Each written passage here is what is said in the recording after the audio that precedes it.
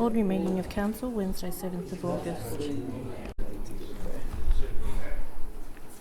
good, thanks. No worries. Thank you.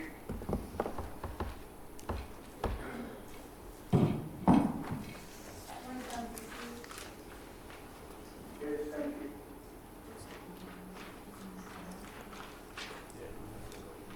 Okay, councillors, please. Yeah, what's the first? You can see on that.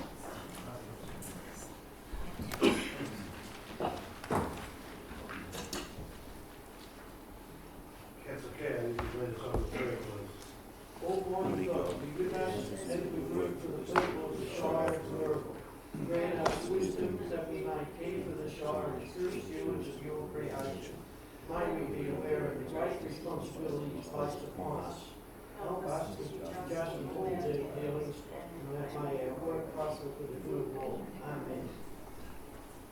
We respectfully acknowledge the traditional owners of the land and spirits of their ancestors. Welcome to the gallery. For those who are unaware, the meeting is taped, so it's running the records of the Moorabool Weekly and the Moorabool News, or the start of the Weekly and the Moorabool News. Just be aware that you are on tape, but it is kept on file. So let's get to apologies. We have none. For those that are unaware, Council 3 will be live on the phone. So if you have trouble hearing, just put your hand up. Or if you can't understand it, we'll try to move the microphone a bit closer, or we certainly want Council to hear. So, Thank you, Mr. Mayor. so if we can move on to someone to further minutes, please, from last week. Thank you, Councillor Kerr. Thank you, Councillor Sullivan. Those in favour. So carried. Right. At this point, we've got no one public questions on? No? So we'll move on to petitions. We have No, just a conflict of interest, Mr Mayor. Oh, you Just got it, jump sorry. an item. Yes, we'll jump. Yeah, just wish to know the conflict of interest in item 11.2.3, and the conflict is that I'm an abutting landowner and also lodged a submission in regard to that planning permit application. Thank you, Councillor Sullivan, to be notified. Will do. Any other conflicts of interest? Mr. Mayor, what was the second agenda? This is on the conflict of interest. We've just gone back a step. Any other on the Yes, agenda? what was Councillor Sullivan's agenda item, the conflict of? It was item 11.2.3. 11.2.3. Yes. Thank you. Okay, we'll move on to petition, further petition, request for an nature strip improvement, Griffith Street in Manningley. I'm happy to leave the recommendation. Thank you. Councillor Dutton. I'll second that, Mr Mayor. Thank you, Councillor. Any objections? Those in favour? Yes. Thank you. Right, we'll move on to getting the business. We'll move on to 11.2.1, Moorabool Shire Community Law #1, 2019. Any questions? I have a couple of questions, Mr Mayor. The first question is that basically have the previous, this has been to council before, so it's been around the block a few times. The previous changes that were discussed and changed, they have been picked up in this document. There's been no omissions. Mr Mayor, yes they have. Okay. While I'm on my feet, if I may, We do have a speaking to this one. why do I do that first? It was paid. Okay. Is that all right? That's fine. Yeah. I've just noticed that. So, Mr. Kelly? Good evening, Mr Mayor, Councillor, Stephen Kelly from 15 Wall Street in Belangton, Ready. The major thing I want to say was thank you, Council, and thank you very much for the likes of Andy Gaze and the work he's put into this motion we're putting through. It's very good to see that we're maybe getting somewhere. My only thing is really, it's a shame there wasn't more submissions from the residents of the town, which to me is a shame because it's such a huge big document and means a lot to this town, but there should have been a little bit more input, I think, from others within the town. But again, I thank you people and just hope it goes through and we get somewhere with it. Thank you. Yeah. Any questions? Yes, is this Mr. Kelly or? No, sorry. No, I'll go back to Yep, council. no worries. Thank you. Thank you, Mr Mayor. I was just sort of noting the response, there was as Mr Kelly said, there was a limited number of submissions. There was one, I do know. And the question that they're asking fundamentally is to do with retrospectivity.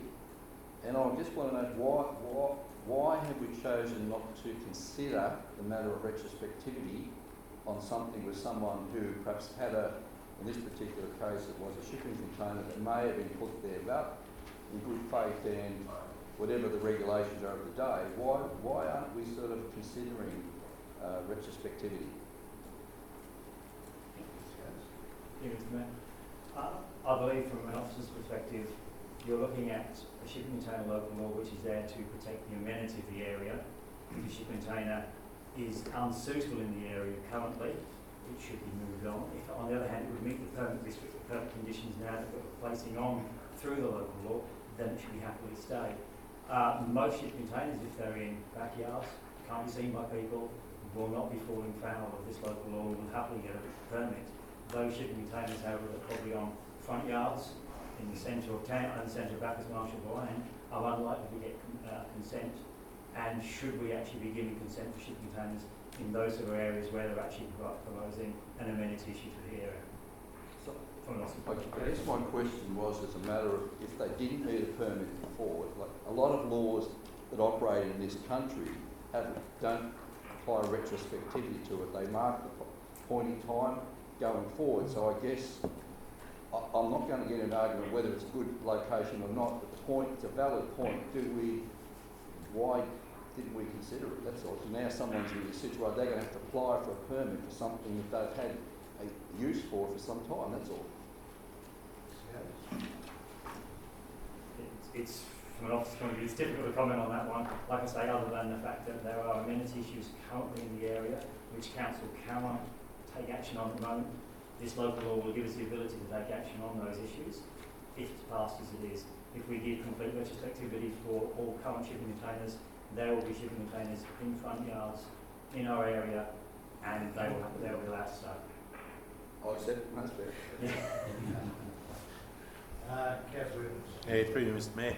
I've just got a question in relation to 9.1 open air burning. So it specifically only allows a person must not without a permit light or allow to remain lit in incinerator or fire in the open air unless it's in a farming area for farming purposes. So other than a farming area for farming purposes, it limits to a 1 metre square. And we've recently had a lot of discussions or a lot of complaints from places like the Balan Golf Club that clearly have thousands of trees, have an obligation under the WHS Act to trim those trees to get rid of branches that overhang walking areas, and then they have to dispose of that. Now, it's a very significant cost if they would have to take that off site. Does this local law now prevent them from burning anything above, and I'm assuming a metre by a metre. So we've also got Bacchus Marsh Golf Club, Bacchus Marsh West Golf Club that have trees, Racecourse Reserve, Balan Rec Reserve is probably a little bit different, doesn't fit in, but there are other reserves within our municipality that I'm sure burn. So are they now precluded from doing that? No, there is provisions in place where people can apply for a permit to have burns. And also, if you look down to just above 9.2, there's not actually a number on there, if you look just above 9.2, where the proposal for the fire within the boundaries of the areas of the maps, which say for the land would be, incorporated into this local law from time to time. The maximum quantity would be burned does not exceed 1 cubic metre or 10 cubic metres if you're a recreation reserve or something else. So straight away it gives you a bigger ability to burn without a permit, but if you don't want to be bigger, you still need a permit. And I think, if I continue, that there are some control measures we'd want to place on anybody who wants to have large fires within our urban areas. So subsequent to that, so there's some areas in that map that identified outside the urban areas, the boundaries there. There was a couple of reserves I identified there. So they will have to apply for a permit, but a farmer won't. Could you say that? Sorry, I So, lost that. My so, apologies. so in the map that you talked about underneath that, there's some clear identified areas what's considered urban. Not they didn't use the word residential; it was urban. So therefore, they've said okay. So there were some areas that were identified as outside the urban area that are not farms, but would require a permit. But the farm next door won't require a permit, so they'll have to go through the process, the cost, and all those sorts of things. Is that correct? If you're outside the area and you're not, if you're outside the boundary of the areas, you can't burn. There is.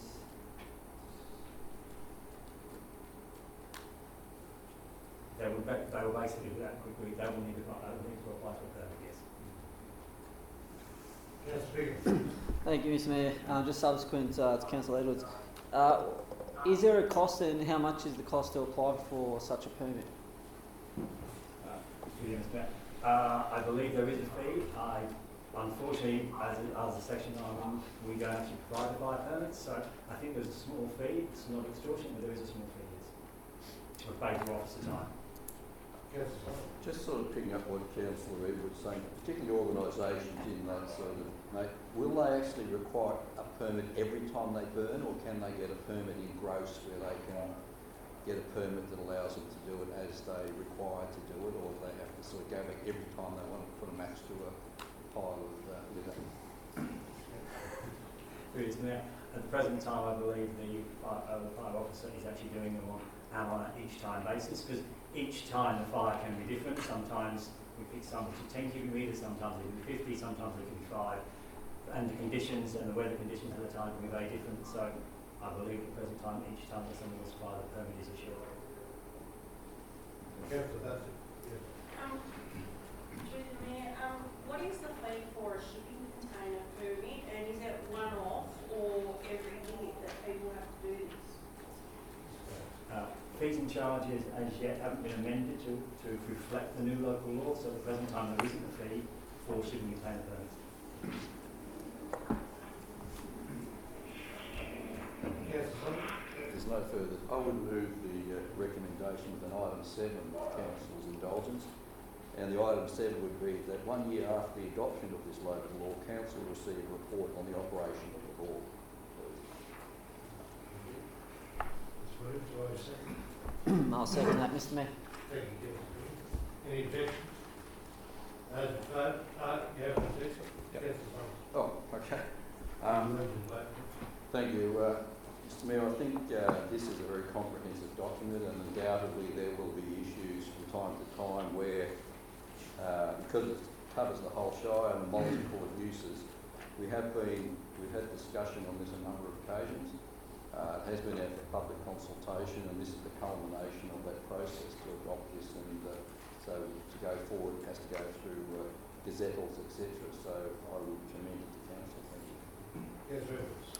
Yeah, it's we've had a number of feedback through the consultation process, particularly in relation to the open air burning. I think sometimes unintended consequences.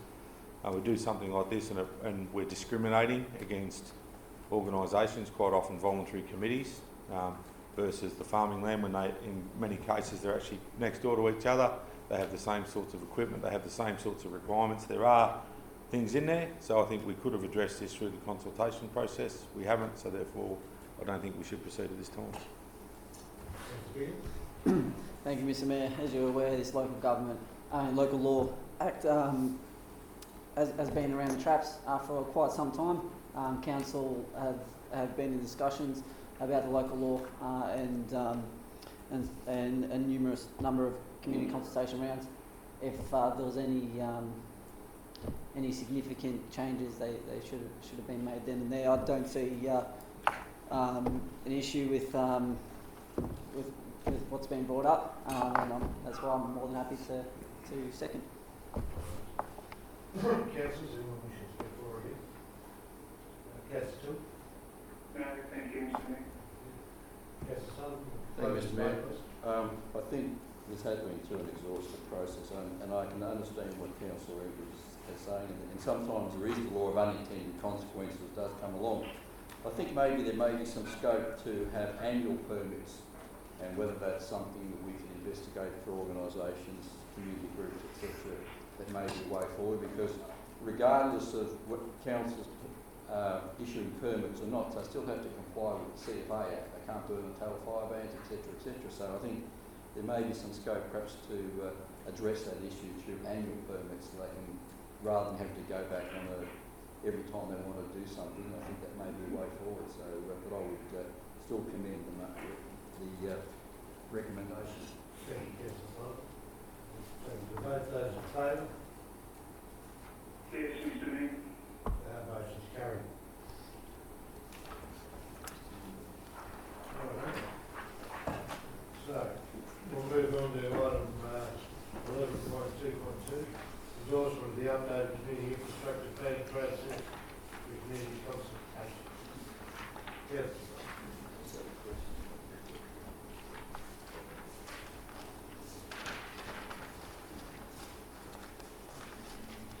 Just a question, two questions. Yes. Will this document, or going forward, post this document, will it only be looking at population bases and centres rather than sort of looking at small communities who don't fulfil the threshold of being large enough to sort of fulfil some of this? So will those small communities still be considered in this going forward from an equity point of view? They may not have population, but they too need their place in the sun. I think you got me into trouble here. I knew there would be a point in time public that I'd have to try and pronounce your last name. So yes, please. Thank you. So the report does go into 15 small towns. So the challenge we have is that for population forecasting, we've only got the 7 what are referred to as the forecast ID areas. Yeah. So the largest being rural east and rural west. Rural west contains 15 or 20 settlements. Yep. So we're trying to strike a balance is that in things like the travel accessibility assessment and in the interpretation of the findings, individual towns are mentioned. What you can't do is prepare report on forecasts for each settlement individually, because the only area we have is the large rural east. So certainly through the report does address small towns, and I think there's enough in there to say that to be able to look at each town, you can see whether it needs more infrastructure or the shortfalls or not. But there is that mismatch between the large geographies and the small towns. Thank you. Any other questions, councillors? Yes, Stu? No, Mr. Mayor. I'll make a recommendation. Thank you, councillor. I'll second it, Mr Mayor. Thank you, councillor Evans. Any objections? Those in favour? So carried. Yes, yes, Mr. Mayor. Thank you. Righto, we'll move on to item 11.2.3. This is based on the telecommunications. Mr Mayor, as noted earlier in the meeting, I wish to disclose a Yes, sorry. conflict in this matter, so I'll leave. Thank you, sorry. I had to move it down so I can see you.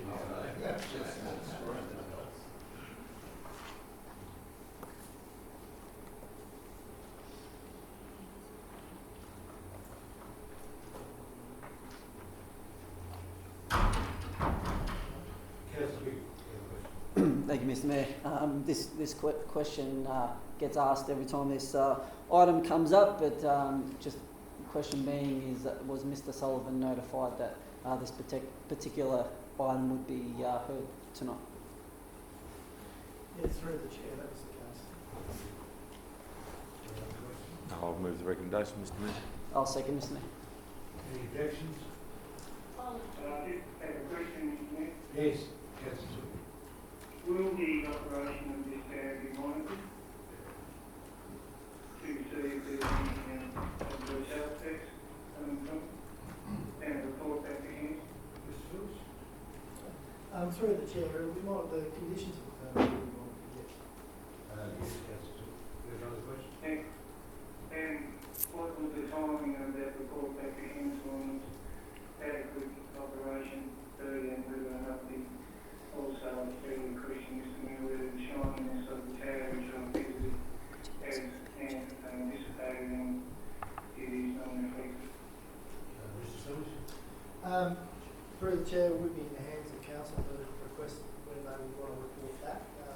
generally, galvanised structure like that will dull over a 6-month period of time, but you're probably better off waiting for 12 months, so in the hands of council, whether what that through. Well, no, no, hear those answers. Well, I might actually bring Mr. Phillips up here so we can talk to you. Okay, thank you. Sorry, through the chair. Exactly. I was saying that we're in the hands of council in relation to the report back, but generally the galvanised structure will go within 6 months, but I would suggest that we probably wait until 12 months to see how that reflectivity issue is going. Do you have any other questions or comments? Would the mover and seconder accept that we receive a report in 6 months to make sure there's no health issues or neighbouring houses? Move and second. Yep. No problem, or? No. Is that a no? It's a no. No, I've got a no from council members. So we'll take it to, we've moved and seconded, so are there any objections? I'd like to object. Thank you. Righto. So, you're still with us, council, too? We're working our way through this. Just jump in if I jump the gun. Just grab me. Council Big. Oh, sorry, council. To you, Mr. Mayor. This has come about by a complaint from a resident, which is a fair and reasonable complaint. Council's actually gone through on 3 different occasions now and had a look at things we can do. I don't believe that there's anything beyond what we've done. We've written to the Minister. We've done lots of little bits and pieces that we can do. It's not, council are not in the business of normally monitoring every telecommunication tower that's in the district. That would be unnecessary resources expired. I think that we move on from this situation. We all agree that it wasn't the greatest of outcomes. Sometimes we just get to the end of the line and there's no other options available to council, and I think we're at that point.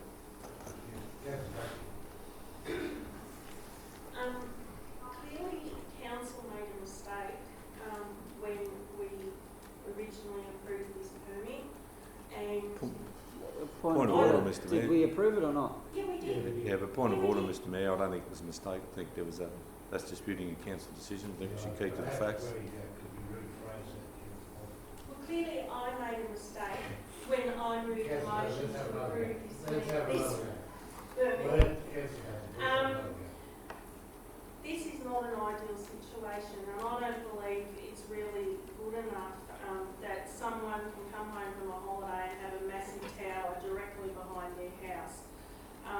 There's paperwork, and this is a really bad situation for that resident. And yes, I know council is in a hard place, but I don't think it's good enough, and I think that the government should have stepped in and said, hey, we're not going to allow people to build massive towers in your backyard without the knowledge. Council Big. Thank you, Mr. Mayor. When before I joined local government, I naively thought local government had all these powers, and in actual fact, our powers are quite limited. When state government give us an answer, there's no other pathway for us. It's state government's way or no way. We went above and beyond. This has come to council for many times, and look, it might not be the best result. It was the castle number 2. Going against the big guns. We've tried our hardest, and we've tried our best, and yes, it's maybe not the best outcome, but unfortunately that is state government, and the fight should now be taken up directly with state government. Thank you, Mr. Mayor. Mr. Mayor, this tower has not been allowed in urban settings to be built as close to homes. They've abused their power to carry out works out in the country and think it's okay in a bridge next to the home. There have been very unsatisfactory discussions with the neighbours, and in case of point, Mr. Sullivan was away when this all happened. Mr.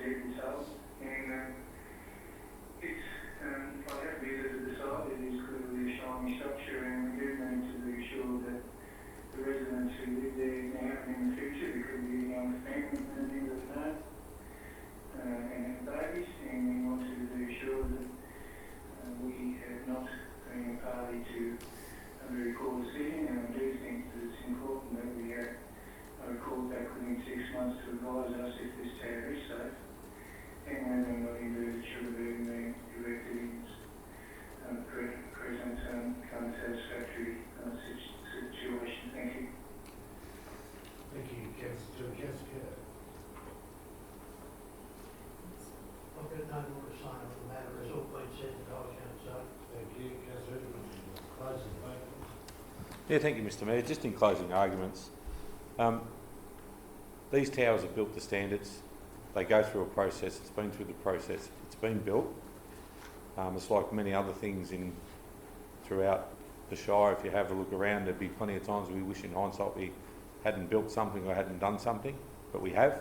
It's there, and we've tried to do our best to get a better outcome. This is the best that council can achieve, and I don't think that we should continually expend resources when we've got so many other priorities. Thank you, Mr Mayor. Councillor, take that to a vote. Those in favour? Against? Those against? Again, Yes, against? Sorry. do you want a division? Can we see the stand? No, I'm still. Thank you, councillor. Motion's carried. Can I call a division? You can now, yeah. You can, yes. Can I call a division? Okay. Those in favour? Well, just for your benefit, Councillor Tui, we have Councillor Edwards, Councillor Bingham, Councillor Coward and Councillor Thatcher standing. Those against? Yes, I'm against. So we've got Councillor Dunsey and yourself. Thank you. Sorry.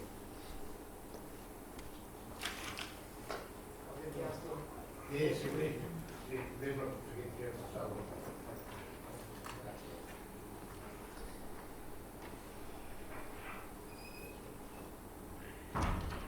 Question, Mr Mayor. Yes, Councillor. Will Mr Edward Sullivan be advised of the outcome of tonight's, because if I understand, is he in the audience? Oh, he's not in the room, Councillor Tui, so yes, he will be advised. Yes. Thank you. Thank you. And can he be advised of that, please? Yes, yes, will do. Yeah, Councillor, there was a division on that one. Thank you. Thank you. I'll just advise Councillor Sullivan, the motion was passed. Okay, thank you.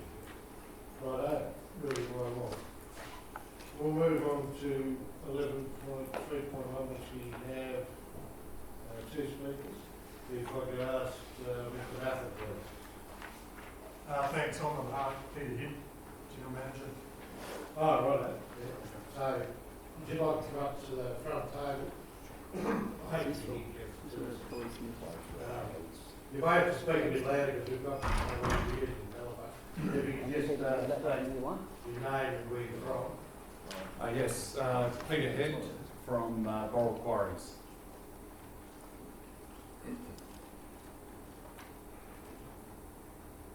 Yep. Okay. Oh, yeah, the floor, sorry. Okay, thanks. Look, thanks for allowing me the opportunity to speak to this matter. I represent Boral, it's an Australian-owned publicly listed company and an employer of about 200 people in the Shire of Moorabool across a couple of sites. I guess we're here to seek the closure and purchase of Howards Road in Grantville between Hewittson's Road and Ditchfield Road. The closure of this road is it's a parcel of road that sits between two properties that we own and is between the Work Authority number 82, which is on both sides of that road, and it's an unformed, unmade section of road that I guess the proposal has been around for about 5 years. It's been through one round of consultation with DELP, and I guess we've been working with a number of the local residents over a period of time to address a number of concerns. So the particular concerns that were raised in this recent notification, we're very keen to work with the individuals to understand what the specifics are, because we see this as this is about the safety, safe and efficient operation of our site and the full use of that work authority. We're not interested in disadvantaging people in the local area. We weren't aware of one particular farmer's concerns, and we would really like to seek the opportunity to talk to that individual and see whether we can reach a reasonable, workable arrangement for that individual. Any questions? Councillor Williams? Thank you, Mr. Mayor. The individual you're talking about, is this the email that so we received an email. Attention Derek Madden, I oppose the above road closure, access to my property, fire danger access to fight fires and escape in the event of fires. My concern with the road closure is, will another access road be made and maintained? Is that the same person you're talking about? No, the one that I was talking about is where farmers that have landed back onto Ditchfield Road, a continuation of Howard's Road. So it's on the bottom end of the property that we own, I believe. Yeah, and well, just subsequent to that, because obviously it's a different person. Well, we just need to be cautious that we don't, obviously. Are we just accepting here? Yep. Okay. No, I was just being cautious that it's obviously that person's not here. I was just cautious. Just, do you want me to read that out again? Or did you respond to these already?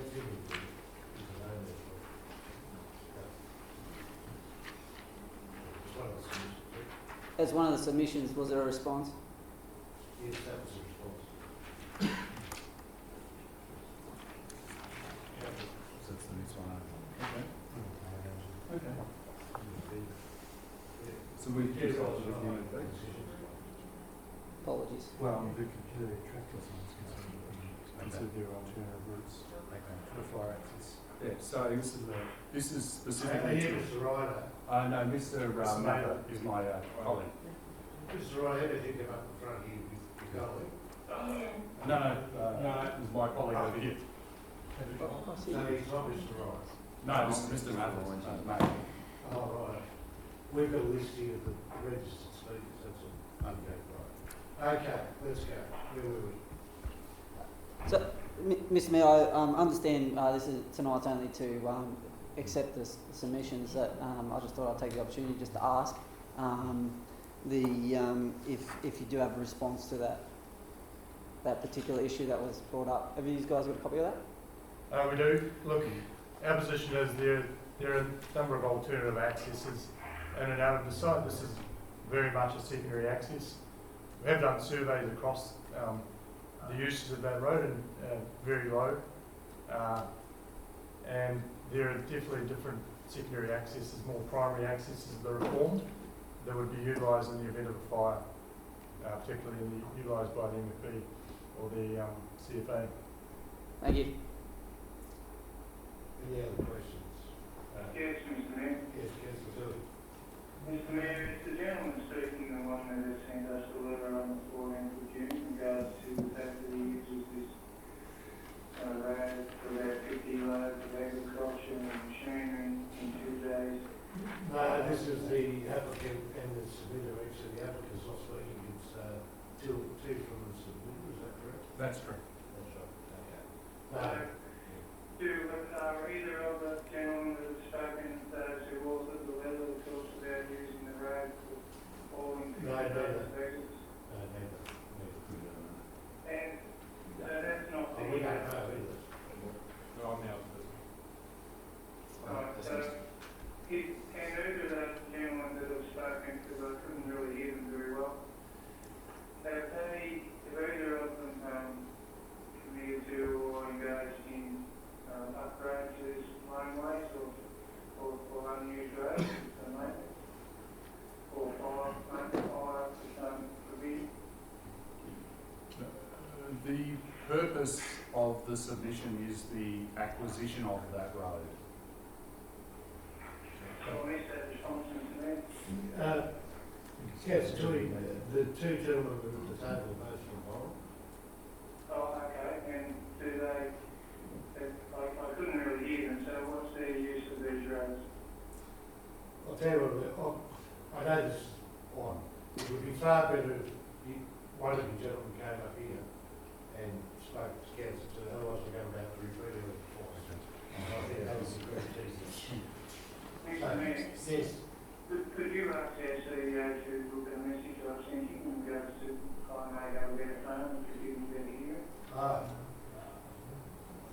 Yes, he's doing that now. Now, I've got Mr. Peter. I've got Mr. Headley from Coral. So, and he's next to the phone. So if you ask a question of Mr. Head, he'll be responsible. Mr. Henny, can you advise what role that you have representing Laurel in the maintenance of this unused road, or has ever been carried out? I believe our operators that operate the Dunstown Quarry have provided some maintenance for this road, this whole road, yes. Councillor Two? And have there been disputes with neighbours in regards to the use of this road for following the material? Not that I'm aware of. Thank you. Any other questions? Everyone who has access to this road, Mr. Mayor, will give an adequate opportunity in written to. I understand if you put in any further submissions they might have or whatever for our perusal, is that correct? I think we need to accept the submissions tonight, so the submissions on its own. Receive submission. We're both here to receive it. Was it not to come back to a council meeting on the 4th of September? Yeah, it does. Yeah, it's for decision. Yes. Yes.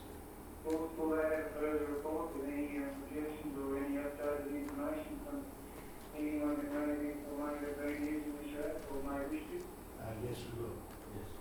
Yes, very good, thank you. No further questions. Thank you, Councillor. Thank you. Councillor. Thank you, Mr. Mayor. Just another quick question. I'm interested in it. In the survey that you conducted for road users on this particular stretch of road, what was the result of that? How frequent external vehicles were there? There, I think at the time the survey was undertaken, there were 3 vehicle movements a day, and those vehicle movements related to one particular individual that owned one of the parcels of land on the road running north-south. Boral subsequently has acquired that property, and that particular party no longer uses or utilises this section of road. So there's no road users? Well, other than obviously the submissions you'll hear from tonight, which we were not aware of, and we just don't have any knowledge. We've obviously taken a survey, which is a snapshot in time, and due to the particular, I guess, seasonal nature of the crop farming, may not have captured that utilisation. So we've undertaken best endeavours to understand the frequency of use of that road and how it's been utilised by the local community. And from our investigations, we satisfied ourselves that it wasn't utilised at all, and that really the road closure was best from a safety perspective in terms of avoiding conflict with other vehicles. Thank you. I just wanted to receive the submissions. Councillor Sullivan. Just a question. You mentioned the other gentleman mentioned in his presentation that if the closure occurred, there are other routes that people could use. Unfortunately, we don't have a plan. I'd be interested to sort of actually see what these other routes are, that's all. And would they put that person at a greater, so they have to travel further? I mean, you go by the Cape, as they say, to get to it. So, do you have an idea what they are? Yes, we do have. We have distance out the alternative routes, and there was no net increase in travel times for that individual we were aware of, but we don't have a full understanding of the current patterns and movements of that the submitter who you'll hear from tonight. Yes.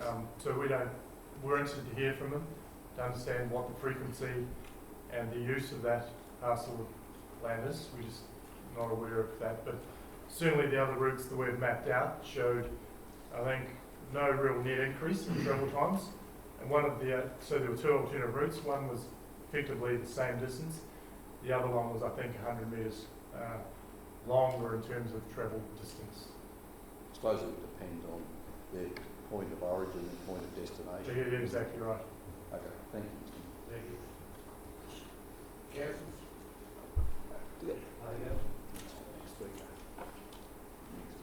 Yeah, we actually don't have Mr. Ryan. Oh, yeah. That's Mr. Ryan. Oh, that is Mr. Ryan. So Thanks, councillors. I wondered, I thought you didn't get it for the entertainment, but you must be here for a reason, so. Thank you, Mr Mayor and councillors. Yeah, obviously here in regards to the road, just reading through your bits of paper, yeah, I've checked the last bit risk to OH&S, because this jeopardises our fire plan. In terms of the road, if you had a map, probably should have brought a map, if you had a map, you'll actually see south of Ditchfields Road, there's a creek called Spring Creek, which is quite a deep creek. It's about 3 metres deep and about 4 metres wide. There's only one access point across it, which is only a 10-foot wide bridge with no sides on it. In terms of our fire plan, if there was to be a fire and someone was in that area, then they should proceed north. If this road was to be shut, you're either going to a chain mesh fence, which Burrell has currently, a 6-foot high fence, or a bundled wall into Walsh Quarries, also on the north of us. So we sort of see it as a pretty big OH&S risk if there's no alternative route put in. We're not anti the road getting closed. We're all for, you know, if there's quarries in our shire, we get cheap gravel, essentially cheaper gravel because there's no less cartage. You know, it's good for infrastructure. It's good. I'm glad you clarified that. No, it's good for the infrastructure. It's good for the community. Like, you know, obviously we understand they employ a lot of people, but we just think that we're a ratepayer also, and realistically, regardless of whether we use this road 1 time or 1,000 times a year, like we still use this road. That road was put in years ago for public use, and we sort of think it's unfair if it's shut without an alternative route put in and maintained to the same standard as that road is currently maintained, which the Shire grades 1 to 2 times a year, and which is quite adequate for the amount of traffic on it. So we also see, like, in terms of, like, we use it a lot for agricultural routes to keep our farm machinery off the road. Like, obviously where we are, there's a lot of quarry traffic, and we know that we're as much of a hindrance on everyone else. So we try and keep out of their way for safety for us and also for other people. Yeah, the road's probably only in the best condition around home because of, you know, not so much your problem, but wet ground and they fall apart because of heavy traffic on them. So it's hard to get off the road. There's not a lot of shoulders where we are because the roads are quite narrow. So yeah, we use it. Yeah, we just see it as a bit of a risk. In terms of that borrower monitoring their cars, that was put in the depth of winter, and I can assure you a lot of people do not use gravel roads in the depths of winter. In terms of consultation, we're a little bit disappointed.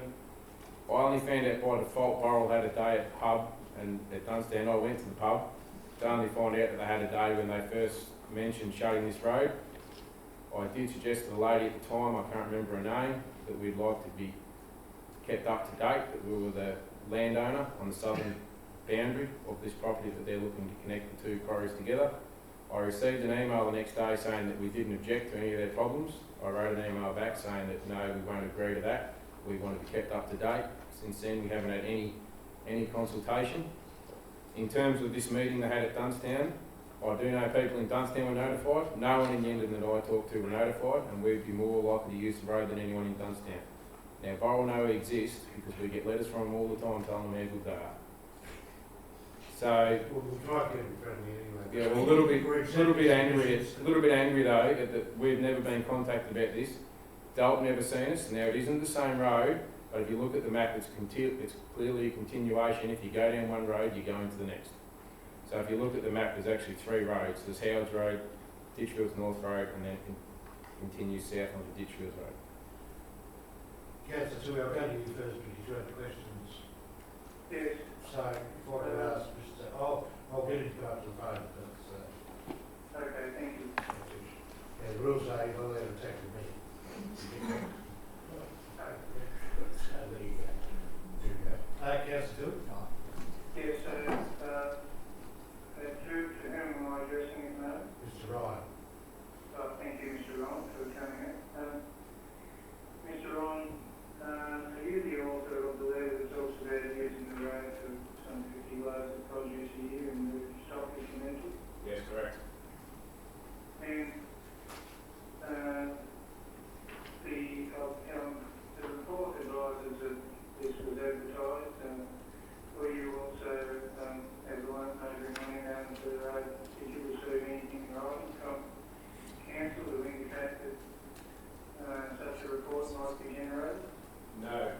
did another neighbour, also didn't receive any information. And the question I had earlier, Mr. Ryan, have you ever, or what knowledge do you have of who has participated in the upkeep or gravel and or pipe maintenance on the Shire? Well, as far as I'm aware, it's only the Shire that's participated in the upkeep.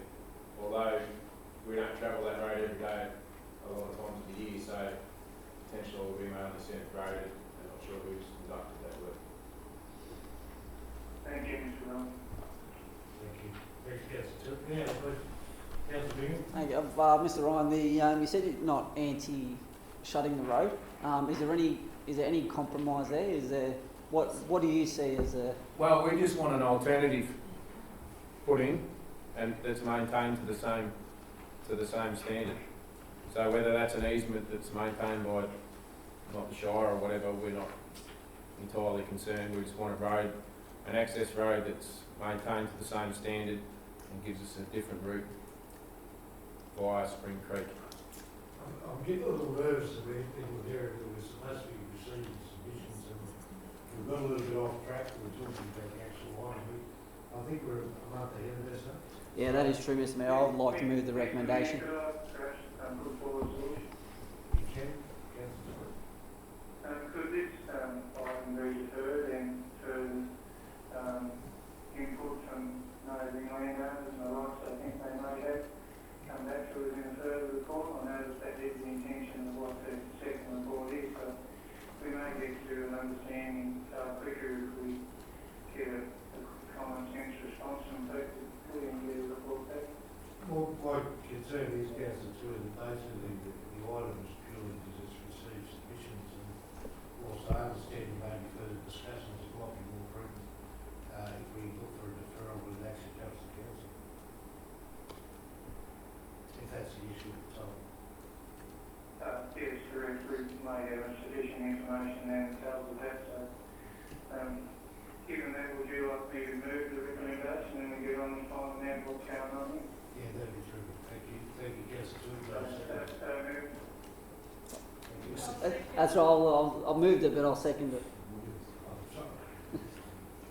I'll second it, Mr. Mayor. Sure. Yeah, I'll second. That's fine. Any objections? Those in favour? Is that a suggestion? Yes. I'm wondering whether Mr. Ryan and the borough people could actually just perhaps have an informal discussion without prejudice to see whether there is opportunity to explore this before it comes back to the September meeting, if both parties were agreeable to that, because I think maybe we're not that far apart. That's all. But it's up to the parties whether they would just like to have an informal discussion and perhaps progress it. That's all. It seems like a sensible idea, consideration is going to come to council in a month. It might be prudent to try and have a discussion now, and if there are any other issues, we can deal with them as we move forward. Well, I'm just saying it's up to the parties. We can't force anyone. It's just a suggestion. That Yeah, that's fine by me. just have it. Maybe it might resolve this. That's all. Could I just add, like, yeah, as a ratepayer, like, significant ratepayer, we're quite disappointed in the lack of consultation that we received, and like, I don't personally get the paper, like, and my father gets it, and he's my problem there, here's my problem. We've already accepted to accept the submissions. If I continue with the discussion after, we're running into not the territory we need to be in. But I accept what you're saying, and I'm more than welcome, you're more than welcome to bring that up at the meeting next month. But I think once we've actually moved to accept the submissions, to further accept submissions would bruise the process, if you like. So I understand what you're saying, and I think it's relevant, and I'd be more than pleased if you wrote us a note to explain the situation and how the issue that you had. And you're more than welcome at the next meeting to discuss that. You understand my problem now? yeah, no, it's fine, yeah. Yeah, thanks. No worries. Thank you. We'll just go to adjourn for a couple of minutes while we ring back.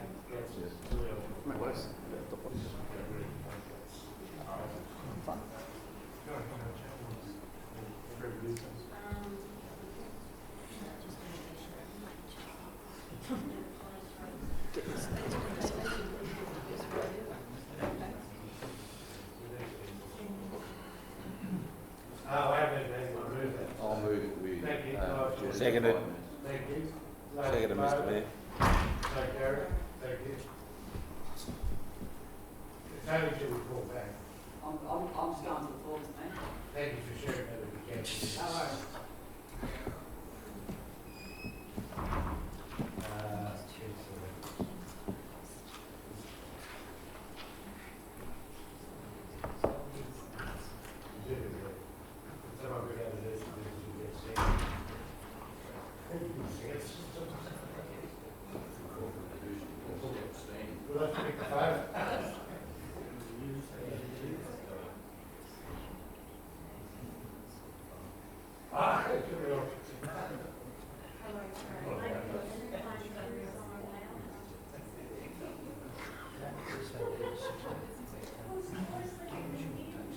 You're on the case, we're not back yet. We're on the German side of the line. Good, good. Who's got a laptop with a picture of Council Tilly on it? You can just put this in the phone. We don't need a picture. Oh. That one up.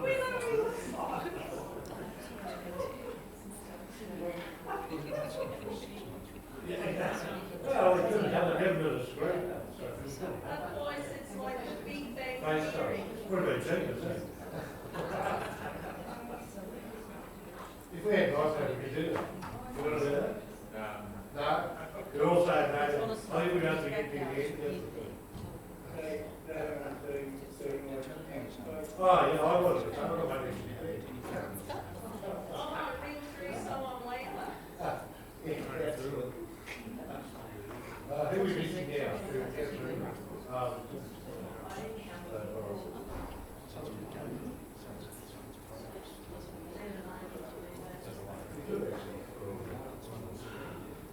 We don't need a massive picture.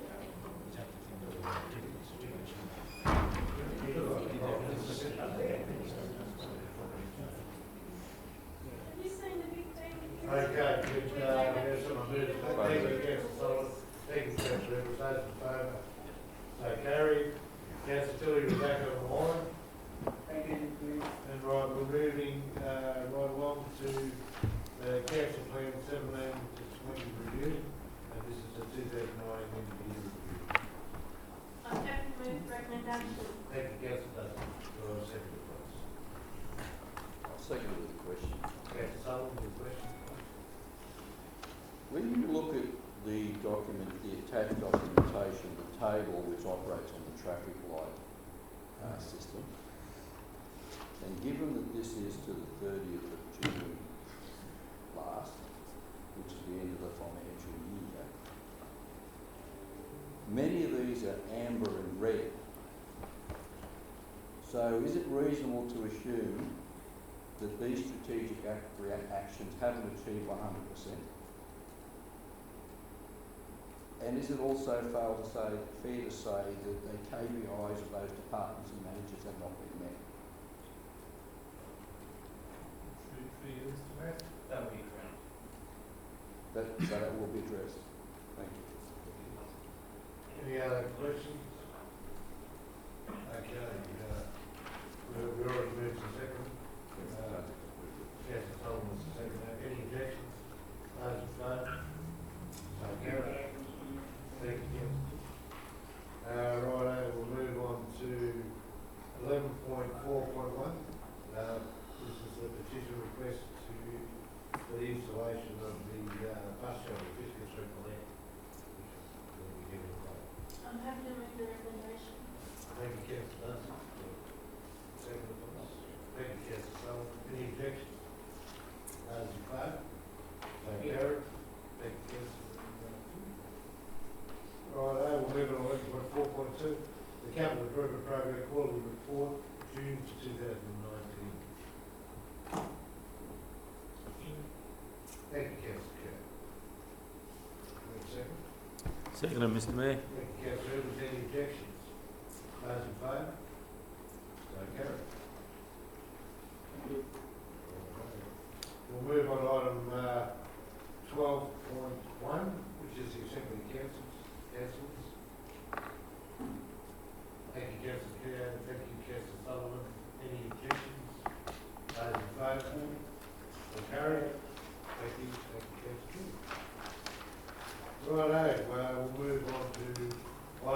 12.2, section 86, other committees and council reports. Moved, Mr Mayor. Thank you. There's none. Oh, there is none. We've got my pleasure. Well, move to be noted. They've been moved. Right, we'll move on to 12.3, advisory committee. And there's none again. And there's none again, so that should be every time. All right, so now I'd ask permission to leave the chair for a rescission motion. I'd ask Deputy Mayor take the place. Does that have to be moved himself? No. There you go. Thank you.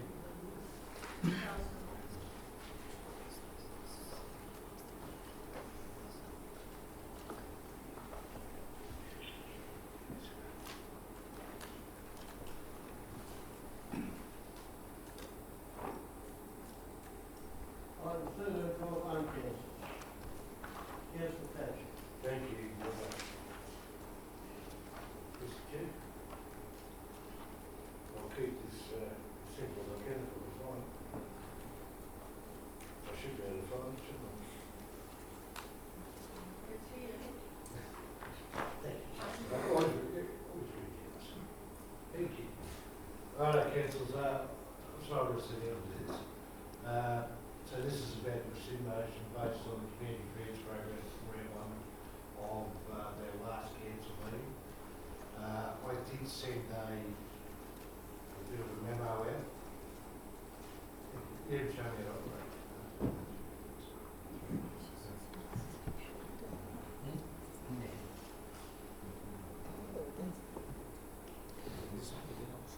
The preamble is the amended resolution carried out the ordinary meeting of council Wednesday 3 July 2019 is in breach of the council's community grants policy with obvious repercussions. Council, I'm in my hands. Do I have a second? Oh, second. Thank you, councillor. Do I, Oh, sorry. do I have any objections?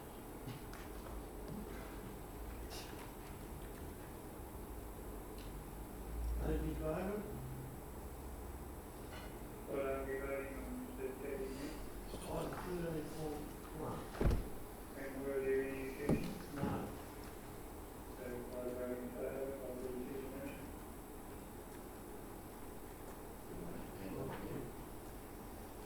Carried. Item 13.2. Which is basically to return it to where it was at the original council meeting, so I won't go into any discussion about it.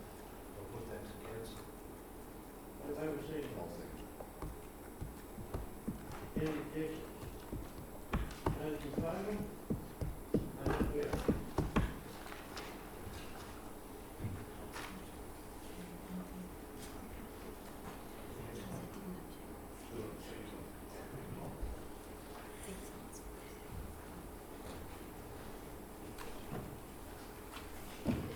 Okay, moving on, we'll go to item 13.3, council chair has an answer to rescission. Thank you, Mr Mayor. My reasons for moving the rescission motion are as follows. The amendment was exhibited with the heritage overlay applied to the whole site at 140 English Street, Milan. You seconded it. This was consistent. Oh, yeah, I'll second it. thank you. You just give them a preamble Yes, there was. to your rescission motion, that's okay. It's moved and seconded. Continue, councillor Chair. Further to the preamble, this was consistent with the recommendations of the heritage consultants and with best practice contained within Planning Practice Note 1. Planning Practice Note 1 notes that heritage overlay should apply to both the listed heritage item Do you want to say this? and its associated land. Did you want to say this for you, or do you want to just put your motion? Okay. I think that should vote, which I shouldn't go. So, put your motion up, seconded. Well, I've said my rescission motion. My reasons for the rescission motion are as follows. Which we will give it right, and seconded. Any objections? Councillor Sullivan? I thought you said. Oh, no, sorry. So Sorry? Nancy the Yes, do you have a problem? I thought Councillor Sullivan seconded, but it was actually Councillor Dudley. That's correct. Yep. Thank you. I need the phone like Yeah, okay, I should start. The event was exhibited with the heritage overlay applying to the whole of the site at 140 English Street, Belang. This was consistent with the recommendations of the heritage consultants and best practice in planning practice note 1. Planning practice note 1 notes that the heritage overlay should apply to both the listed heritage item and its associated land. It's important to include land surrounding a building, structure, tree or feature of importance to ensure that any development, including subdivision, does not adversely affect the setting, context or significance of the heritage item. However, there will be occasions where the curtilage should be reduced where the portion of the land is of no significance.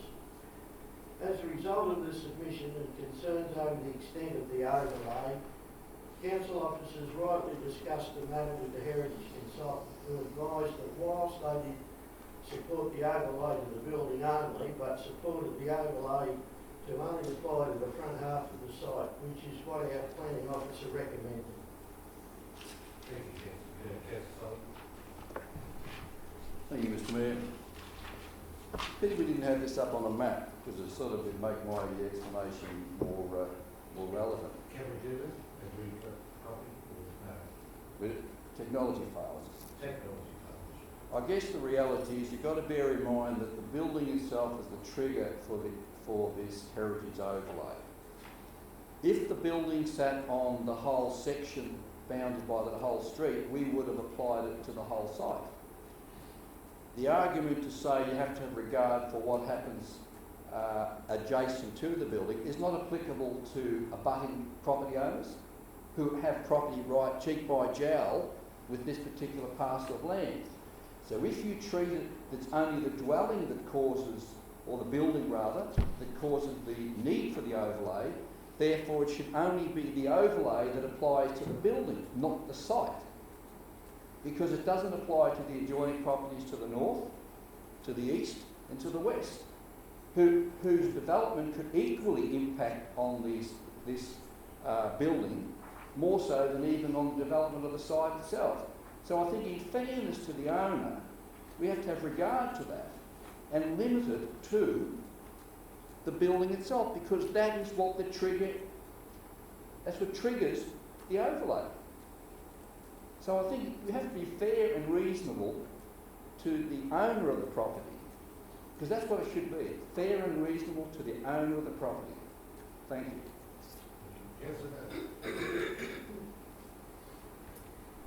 Councillor Keogh has provided adequate justification as to why the motion should be rescinded, and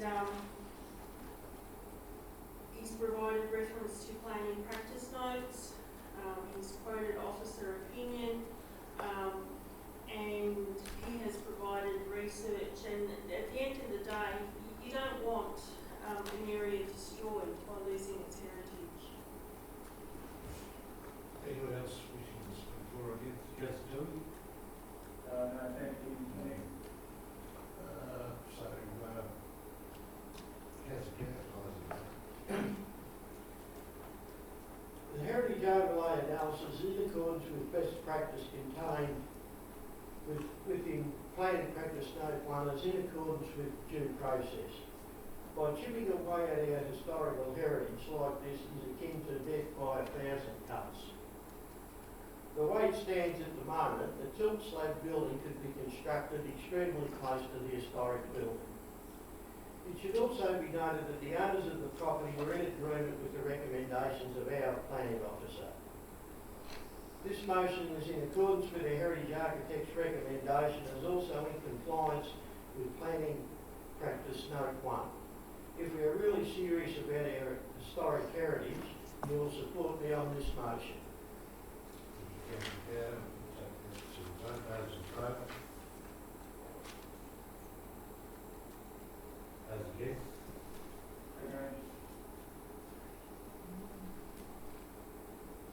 I'll ask a couple of questions.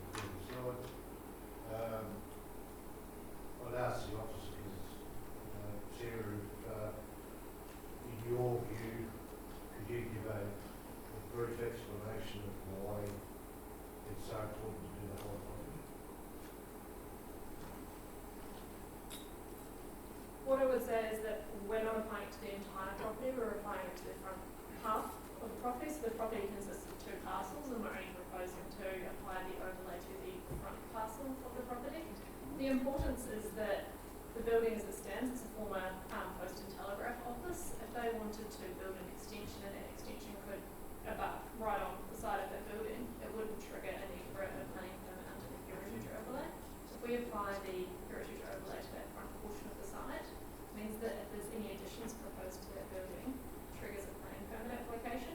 It doesn't mean that they can't necessarily do the works, it just gives the statutory planners the opportunity to assess that addition or whatever it is that's proposed on the site, and make sure that it's sympathetic and doesn't detract from the significance of that building.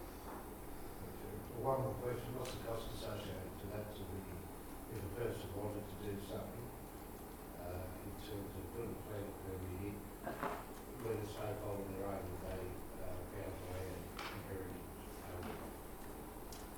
Sorry, I can't advise on the planning permit fee for that. I can tell you that we did have a conversation with the landowner because they did actually request whether they could be exempt from paying that fee. We had a conversation with the manager of statutory planning and they did advise that they are able to exempt people from paying planning permit fees, but it's dealt with on a case-by-case basis. So the landowner, when they made the planning permit application, could request that be exempt from paying the fee. I suspect that it's relatively minor if that's the only thing that's triggering it, but I couldn't advise on the exact figure.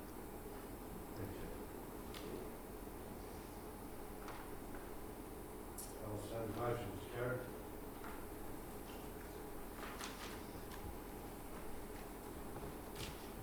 Right, we'll move on to. Mr. Mayor, I think there's a second part to that motion. I need to move, I'll move the second part as, which is the original motion as per in the minutes, please. Stand up and second. Just a question. Just in the report that, or presentation given by Councillor Kerr earlier, maybe I misunderstood what he said, but he indicated or intimated that he had discussion with council officers about this. Is that, did you or did you not say that? Maybe I'll stand corrected. I have had discussions with them, but I didn't mention. Haven't had discussion without mentioning. No, I've had discussions with the council officers, but I didn't mention that I'm in the chamber here that I have had discussions with council officers. Okay, I accept that. Anyway. All right, so we moved, and we second. Any objections? I'm actually moving the original motion that was put. It's in- it's in his- It's on page, what page? No, it's on page 257. 257. 257 of Council 2. It wasn't numbered, that's the reason why the rescission was numbered, but the return motion wasn't numbered. So the Councillor Edwards has created the motion in to make that work. I'll put that another way. Later. So we're back to the original motion, is that where we are? Yeah, that in a nutshell, Councillor 2, that's where we're at, yes. Yeah. So I was comfortable with all that, and I'm still comfortable with it, I'll put it to me. Okay, those in, I think we're already seconded. Those in favour? It's carried anyway, Councillor 2, so. Three conflicts to one, anyhow, moving right on, we have a mayor's report. I'll move the mayor's report, Mr. Mayor. So, I'm sure I missed one of these. I'm sure Councillor Paxton wanted to. So, who moved it? Thank you. Second, please. Second, Councillor Kerr, those in favour? So, yes, If we have any response back to yourself and the survey out on funds and what kind of good stuff going to the zoning officer, the work going on that, and on that? this is on the big roads report. Is that correct? Yeah. No, we got to the land, and out of the local road, also discussing the rail after that. Yes. Through you, Mr. Mayor, I had a meeting yesterday with the local member where I raised that we haven't received any correspondence, and she's going to follow that up. We haven't received any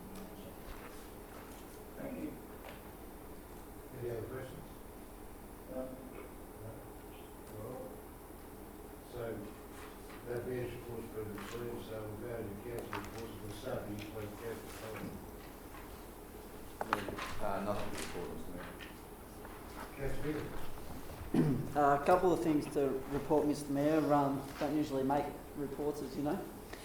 So last night I attended the. It's an absolutely amazing committee. Backer Smart Districts, Tracks and Trails. We talk about all sorts of exciting stuff. So a couple of things that just popped up.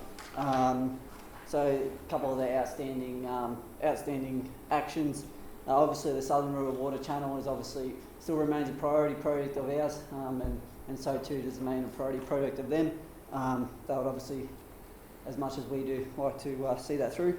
Just as also the provision of snake warning signs did come up along the rivers. We did. Phil has installed, I think, maybe 3, but I think 2 of those got stolen. But they're just a silhouette of a snake, which is not. It's not really visually appealing. Melton Council, and I know we've had brief discussion about this ages ago, but Melton Council and Wyndham Council do a very good job in regards to their warning signs. There's a little bit of information there, makes them more visually appealing for the walkers. Something that popped up, and I know we've got an open space plan, but Ballarat Council are apparently, if we can look this up, or liaise with Ballarat Council, they're doing a master plan for the Yarrawee River. So it's very specific, and it goes into depth in regards to the tourism benefits, the environmental benefits, different tracks and trails, and it kind of sets them up for small shovel-ready projects. So when a minister walks into town and they go, oh, we've got a small project for a track, at least we can give them a document to show them where, what projects might be available in this area.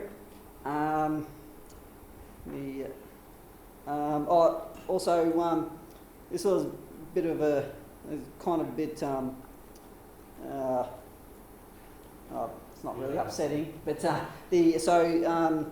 many months ago, maybe over a year ago, I requested to write to Vic Roads in regards to upgrading improvements to Grant Street, especially that pedestrian refuge opposite the swimming pool.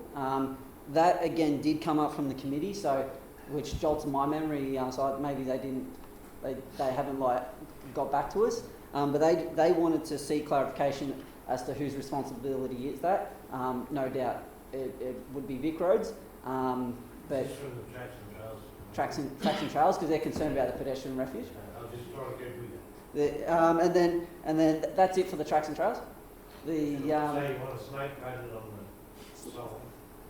Well, hey, while we're talking about snakes, we can just have a big snake on top of Ball Hill. That would be great. Just in regards to the Eastern Link study, and I know Mr. Jeffrey did just get an update, but in Vic Road's own KPIs, they do state that they have up until the end of September to choose a specific corridor to study, and I'm looking forward to Vic Roads signifying which corridor they're going to investigate. Thank you. Nothing to report, Mr Mayor, thank you. Thank you, Mr Mayor. On the 7th of July, I attended the NAIDOC Week smoking ceremony and welcome to country. And on the 2nd of August, which was last Friday, I attended the Youth Action Mental Health Awareness seminar. And I must congratulate Sharon on such a terrific event. It was really, really, really well done. Thank you very much. No, sure. It's another great job. Not me, that's the young people. There you go. Which other one? Councillor. On the 7th of July, I also attended the NAIDOC ceremony with Councillor Theo and Councillor Tatchell, with the smoking ceremony and welcome to country. On Friday, I did attend the Youth Action Group Mental Health Awareness Expo, which was a Pick Your Project thing. There were great speakers from Ballarat Health, and the Youth Action Group members, they did a fabulous job, and so did the council staff in organising that event. So please send back my thank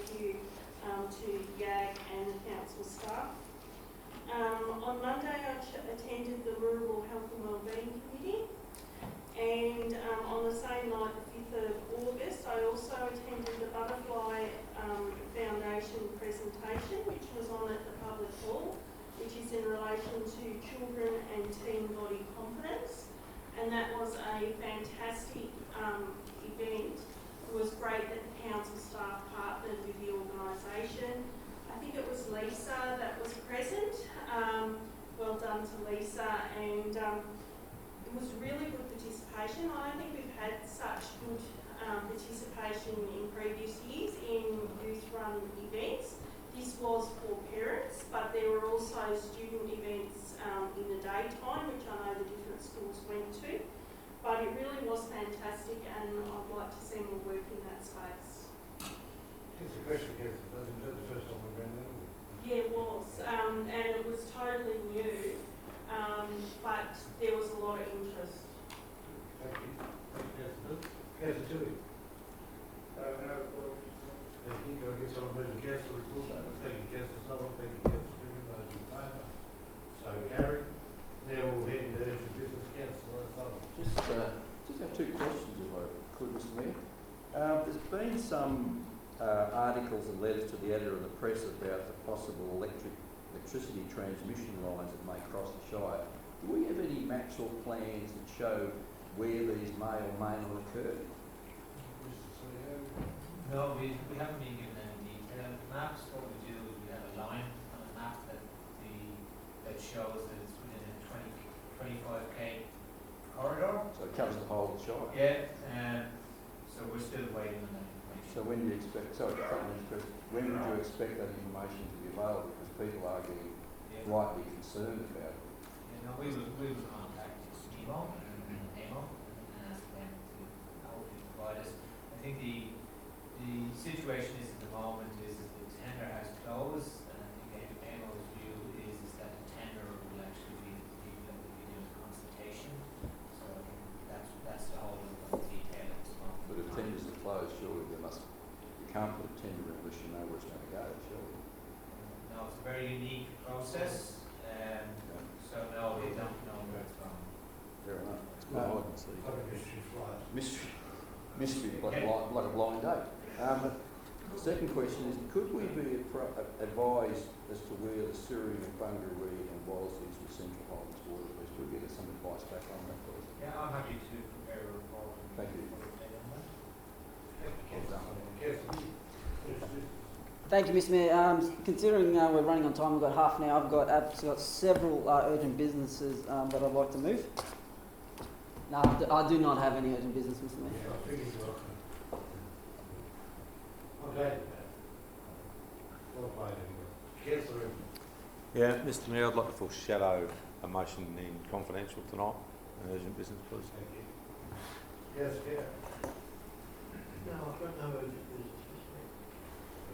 Yes, No urgent business. Councillor Tui. Thank you. Right, moving right along. Now we'll ask adjourn. I'll move the adjourn for 5 minutes. 5 minutes. Thank you, Councillor Tui. Yes, Councillor. Oh, yeah, no problem. Thank you, Councillor Tui. And we do it again, we put it on the big screen, you know. Thank you, Councillor. Right. 5 minutes and Peter Gallery, come back to 5 minutes. Michelle.